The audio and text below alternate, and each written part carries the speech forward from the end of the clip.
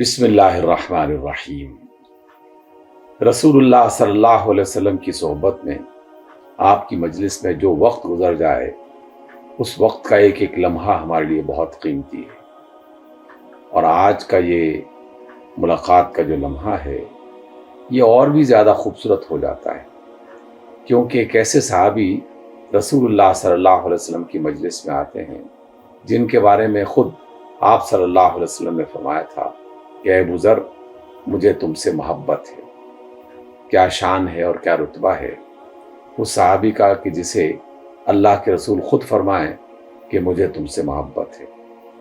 اس محبوب صحابی نے آج تو کمال ہی کر دیا، ایسے سوالات کیے کہ جو کسی کے وہم و گمان میں بھی نہیں تھے۔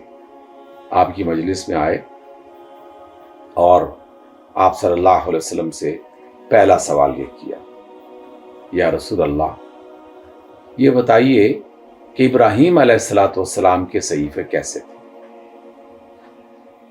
گویا کہ آپ صلی اللہ علیہ وسلم سے گزرے ہوئے زمانے کے ان واقعات کے بارے میں پوچھنا چاہتے ہیں، ان تعلیمات کے بارے میں پوچھنا چاہتے ہیں کہ جو پہلے صحیفوں میں آ چکے، کیونکہ قرآن مجید میں ابراہیم علیہ السلام کے صحیفوں کا تذکرہ ملتا ہے۔ تب ابو ذر غفاری رضی اللہ تعالیٰ عنہ براہ راست پوچھتے ہیں کہ یا رسول اللہ، ہم نے صحف ابراہیم کے بارے میں سن رکھا ہے، تو بتائیے صحف ابراہیم تھے کیسے، اس میں کیا لکھا ہوا تھا؟ آپ نے فرمایا کہ صحف ابراہیم ساری کی ساری امثال تھی۔ امثال مثل کی جمع ہے، اور عربی زبان میں مثل حکمت والی بات کو کہا جاتا ہے۔ گویا کہ صحیفہ ابراہیم میں مختلف قسم کی حکمتوں کو جمع کر رکھا تھا۔ پھر آپ صلی اللہ علیہ وسلم نے اس طرح وہ حکمت بیان کی، مجھے ایسا محسوس ہوا، اگر آپ تصور کریں کہ جیسے اللہ تعالیٰ نے صحیفہ ابراہیم کو کھول کر آپ صلی اللہ علیہ وسلم کے سامنے کر دیا، اور آپ صلی اللہ علیہ وسلم اس صحیفہ ابراہیم کی ایک آیت پڑھ کے سناتے ہیں۔ قال كانت امثالا ایها الملك المسلط المبتلى المغرور انی لم ابعثك لتجمع الدنيا بعدها على بعض۔ اے وہ بادشاہ جو مسلط ہو چکا ہے اور جو آزمائش میں پڑا ہوا ہے اور کسی دھوکے میں مبتلا ہے، میں نے تجھے اس لیے نہیں بادشاہ بنایا کہ تو زیادہ سے زیادہ دنیا جمع کرنا شروع کر دے، وَلَكِنِّي بَعَثْتُكَ لِتَرُدَّ عَنِّي دَعْوَةَ الْمَظْلُومِ، بلکہ میں نے تجھے حکمران اس لیے بنایا ہے تاکہ تو مظلوم کی پکار مجھ تک نہ پہنچنے دے۔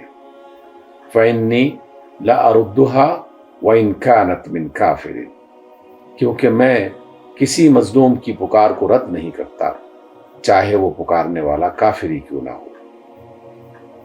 ابو ذر غفاری رضی اللہ تعالیٰ عنہ کے سوال کے نتیجے میں آپ علیہ السلام نے آج کے حکمرانوں کو وہ بات بتائی جو وہ بھولے ہوئے ہیں۔ حکمرانوں کی بنیادی ذمہ داری یہ ہے کہ وہ اپنے ملک اور اپنے علاقے میں جو مظلوم ہیں ان کی داد رسی کریں، ان کے مسائل حل کریں، ان کی مشکلات کو کم کریں، کیونکہ اللہ رب العزت جو ساری کائنات کا بادشاہ ہے وہ ہر چیز دیکھ رہا ہے، ہر پکار کو سنتا ہے۔ یہ ٹھیک ہے کہ بہت سارے لوگ اسے پکارتے ہیں اور دنیا والوں کی نظر میں ان کی پکار رائے گاں چلی جاتی ہے، لیکن ایسا نہیں ہے۔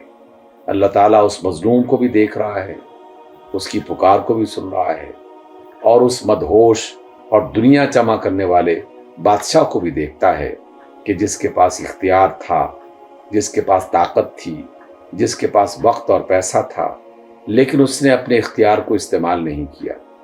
مظلوم پکارتے رہے، لیکن بادشاہ نے اپنا کام کرنے کے بجائے انہیں بالکل بے یار و مددگار چھوڑ دیا۔ دیکھیے مظلوموں کی کتنی صورتیں ہیں جو ہم اپنی دنیا میں آج کل دیکھ رہے ہیں۔ 45,000 مظلوم غزہ میں شہید کر دیے گئے، کتنی عورتیں، کتنے بچے پکار رہے ہیں، لیکن ان کی پکار سننے والا کوئی نہیں ہے۔ اور مسلم امت کے جتنے بھی حکمران ہیں ایسا لگتا ہے کہ ان تک یہ پکار پہنچ ہی نہیں رہی، اور کوئی بھی شخص سوائے زبانی جمع خرچ کرنے کے کچھ نہیں کر رہا۔ لیکن کیا اللہ تعالیٰ کو بھی کوئی بات سنائی نہیں دے رہی؟ کہ اللہ تعالیٰ بھی دیکھ نہیں رہا؟ یقیناً وہ دیکھ رہا ہے، وہ مظلوموں کی پکار سن رہا ہے، لیکن آزمائش ہے ان حکمرانوں کی کہ جنہیں اللہ تعالیٰ نے اختیار دیا اور وہ اس اختیار کے باوجود خاموش رہے، گویا کہ ظالموں کے ساتھی بنتے رہے۔ تو اللہ تعالیٰ نے دنیا میں ہر بادشاہ کو، ہر حکمران کو، ہر ذمہ دار کو یہ سمجھایا کہ ہم نے تمہیں اگر کبھی فرصت دی ہے، اختیار دیا ہے، تو وہ صرف اس لیے ہے تاکہ تم زمین پر عدل قائم کر سکو، مظلوموں کی دادرسی کرو، ان کی بات سنو اور ان کی مشکلات کا مداوع کرو۔ لیکن اگر تم نے ایسا نہ کیا تو یقیناً اللہ رب العزت کی لاٹھی بے آواز ہے، کسی روز بھی حرکت میں آ جائے گی، اور پھر ان تمام حکمرانوں سے وہ حساب لیا جائے گا کہ جس کی وہ تاب نہیں لا سکیں گے۔